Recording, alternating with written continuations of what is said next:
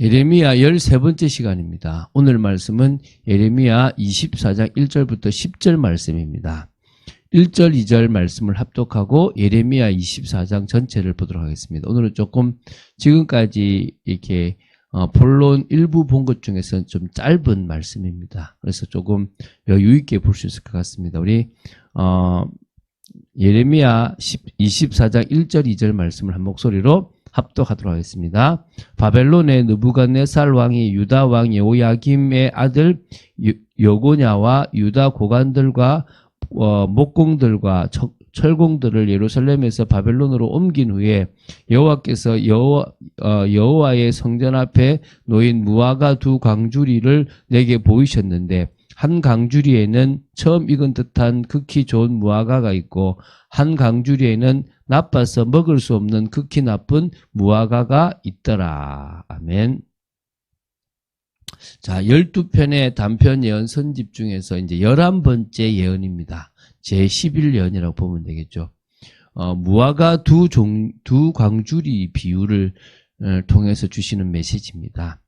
다시 한번 좀 예레미야서를 좀 정리하겠습니다. 예레미야서 1장과 마지막 장을 뺀 2장부터 51장까지가 본론부라고 말씀드렸습니다. 이 본론부는 총 3부로 나눌 수 있는데 1부가 2장부터 25장까지고 2부가 26장부터 45장이고 3부가 46장부터 51장까지입니다. 이 중에서 2장부터 45장까지가 1부와 2부인데요. 예루살렘 함락 직전과 직후에 급박한 상황에서 연속적이고도 또 집중적이고도 또 반복적으로 선포된 유다라는 남유다의 패망과 또 바벨론의 포로가 될 것과 또 포로 가서 귀환하게 될 것을 예언한 내용입니다. 다시 말하면 멸망한다. 그리고 포로로 간다. 또 포로에서 귀환하게 될 것이다. 이 세 가지를 이 2장부터 45장까지 집중적으로 반복적으로 그러면서도 연속적으로 말씀하고 있는 겁니다. 이제 이 중에서 우리 지금 본론 제1부를 보고 있습니다. 2장부터 25장이죠. 다양한 측면에서 선민의 심판에 대해서 그 원인과 결과를 강조한 12편의 단편 예언집으로 구성되어 있다고 말씀드렸습니다. 지금 벌써 11번째입니다. 이제 내일 12번째를 보면 이제 단편 예언집 25장까지 끝이 납니다. 빨리 지나갔죠. 그죠? 그러니까 이렇게 13번 만에, 그러니까 14번 만에 25장을 본다는 것은 빨리 지나간 겁니다. 자, 그러면, 오늘 보게 될 예레미야 24장은요, 제11예언입니다.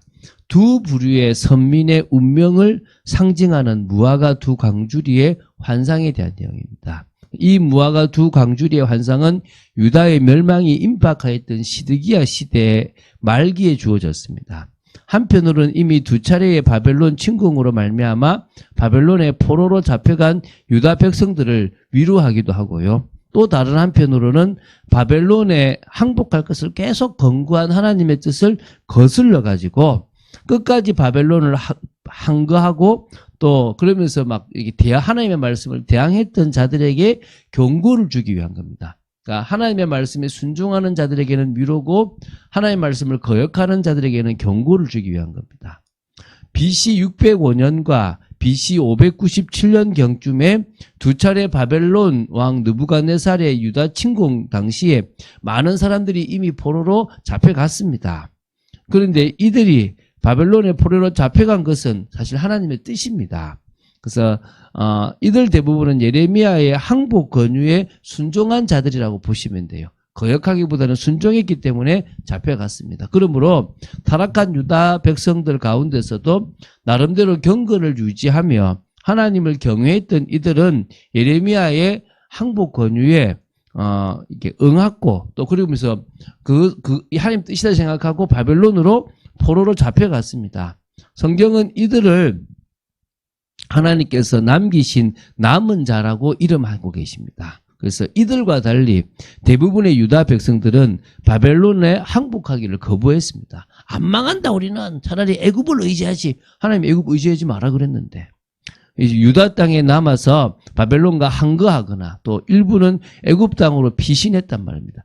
이들 두 부류의 운명에 관하여 하나님께서는 예레미야 24장에 말씀하신 겁니다.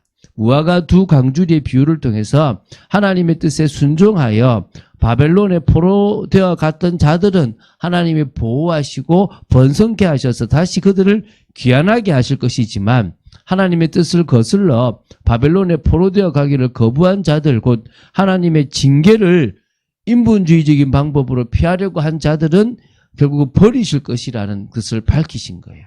이 두 강주리를 가지고 비유한 겁니다.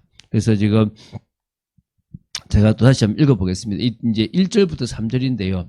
1절에 보니까 무화과 두 강주리의 환상이 보여진 때가 제2차 바벨론 포로 이후임을 증가하고 있습니다. 두 번에 지금 포로로 가고 난 이후에 주셨던 말씀이란 거고요.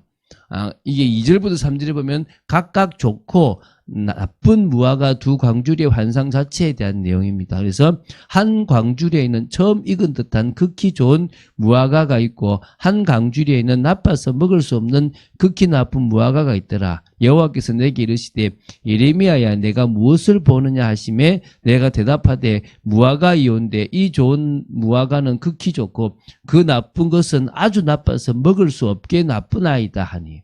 두 개가 있죠. 너무 좋은 것과 너무 나쁜 것. 무화과 나무 데가 너무 좋은 것과 너무 나쁜 게 두 가지가 있습니다. 그래서요, 이 두 번째 부분의 예언에 이제 나오죠. 4절부터 10절입니다. 각각 좋고 나쁜 무화과가 성장하는 두 부류의 선민의 엇갈린 운명에 대한 어떤 예언입니다. 그래서 4절부터 7절에는요, 좋은 무화과가 상징하는 사람들입니다. 바로 바벨론 포로로 잡혀간 선민의 무리에 대한 운명인 거죠. 그래서 하나님께서 그들을 잘 돌보고 보호하여 번성하게 하시며 그들에게 하나님을 아는 마음을 주어 당신께로 돌아오게 하신 후에 그들을 본토로 귀환시켜 권고하게 하시고 다시금 언약을 회복시켜 주시겠다는 것입니다. 그러니까 예언서를 보면요, 하나님이 얼마나 세밀하고 얼마나 정확하고 얼마나 구체적인가를 다 알 수가 있어요. 지금 심지어 이제 구분까지 하고 있지 않습니까? 이제 5절 읽어볼게요. 이스라엘의 하나님 여호와께서 이와 같이 말씀하시니라. 내가 이곳에서 옮겨 갈대아인의 땅에 이르게 한 유다 포로를 이 좋은 무화과 같이 잘 돌볼 것이라. 야, 지금 얼마나 구체적입니까? 내가 그들을 돌아보아 좋게 하여 다시 이 땅으로 인도하여 세우고 헐지 아니하며 심고 뽑지 아니하겠고 내가 여호와인 줄 아는 마음을 그들에게 주어서 그들이 전심으로 내게 돌아오게 하리니 그들은 내 백성이 되겠고 나는 그들의 하나님이 되리라. 많은 유대인들이 있지만 그 중에서 믿음을 가진 유대인들 그걸 좋은 무화과라고 이야기하고 그들이 말씀에 순종했기 때문에 다시 이곳에 돌아와서 그들은 내 백성이 되겠고 나는 그들의 뭐요? 하나님이 되겠다라는 겁니다. 이제 이어 나오는 8절부터 10절에는 나쁜 무화과로 상징하는 유다에 남아있는 세력들, 애굽으로 도피하는 그런 무리의 운명에 대한 예언입니다. 세상 모든 나라 가운데 흩어서 그들을 흩어버린다죠. 그들에게 환란을 당하게 할 것입니다. 이게 지금 9절이거든요.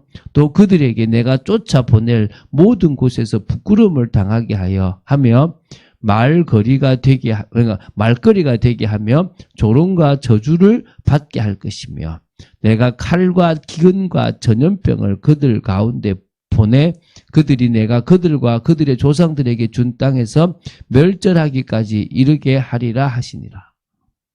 야, 그러니까 어떤 의미에서 너무 대조되지 않습니까? 말씀에 순종한 민족을 향한 하나님의 그 뜻과 그 말씀에 불순종하고 자기 고집을 계속 피운 자들.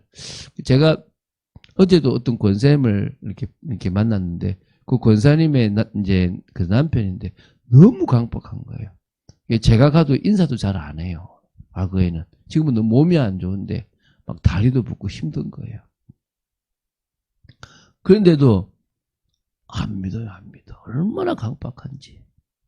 제가 보면서 느끼는 게, 어떻게 저렇게 강박할 수가 있을까? 대부분 몸이 좀 아프면 돌아오는데 저렇게 몇 번 아프고 죽을 위기를 당해도 이제 겨우 저러고 있구나. 저 영혼을 구원하려고 하는 계획도 있겠지만 이 권사님을 더 믿음으로 세우려고 하는 것도 있구나. 너무 강박하니까. 제가 저희 아버지 이야기를 좀 했거든요. 저희 아버지 되게 강박하셨으니까. 오늘 저와 여러분이 정말 말씀에 순종하며 하나님의 뜻에 따라가는 그런 하나님의 백성으로 세워질 삶이 될 줄 믿습니다. 하나님께서 자기 백성들에게 주시는 징계는요, 그들을 멸하는 데 목적이 있는 것이 아니라 그들을 연단하여 궁극적으로 구원에 이르게 하는 데 있습니다. 그러므로 하나님의 징계는 인위적으로 피할 것이 아니고 고통스럽다 하더라도 자기 갱신의 시간표, 연단의 기회로 삼고 오히려 그것을 감내하고 소망을 가지고 이겨나가야 될 줄 믿습니다. 그게 복되고 지혜로운 행동입니다. 징계가 당시에는 즐거워 보이지 않고 슬퍼 보이지만 자기를 고통스럽게 하기도 하지만 나중에 그것이 연단되고 훈련되면 의의 평강한 열매를 맺게 됩니다. 그에 비해서 하나님의 징계를 거부하는 자는 죽기 위해 태어나는 짐승과 같이 미련한 자들입니다. 하나님의 징계를 거부하면 결국 멸망의 길로 갑니다. 우리는 하나님의 백성이고 믿음을 가지고 그 말씀에 순종하는 자들이기 때문에 그 하나님의 말씀에 어떤 일이 오더라도 그냥 감사하며 받아들이는 그런 축복의 사람이 되야 될 줄로 믿습니다. 그러는 가운데 이제 우리는 버가모 교회라는 교회를 지금 계속 이렇게 한 주간 동안 묵상합니다. 핍박도 이기고 중요한 것을 했지만 결국은 뭡니까? 세상 문화와 결혼해버리고 세상과 결혼하고 젖어버린 그런 어리석은 그런 모습들이 있습니다. 한국 교회의 많은 교회들이 오히려 이렇게 무너져 가는 부분들을 봅니다. 그 핍박 속에서는 믿음을 지켰는데 너무 지금 믿기 좋은 시기가 되니까 내가 믿고 있는지 아닌지를 모를 만큼 힘든 시대가 되어졌습니다. 우리가 더 믿음을 지켜나가고요. 핍박보다 더 무서운 사단의 전략에 젖지 말고 속지 말고 오히려 온전한 믿음으로 삶을 살아가는 오직 더 절제 순결한 신부로 세워져야 될 줄로 믿습니다. 그런 응답을 오늘도 사실적으로 받아 누리는 저와 여러분이 될 줄로 믿습니다. 감사드립니다. 우리 이 시간에 기도하겠습니다. 하나님 감사합니다. 성령 충만받는 저희들 되기 원하고 믿음의 고백을 사실적으로 해나가는 저희들 되기 원합니다. 은혜를 내려주시옵소서. 오늘도 예레미야 24장을 봤습니다.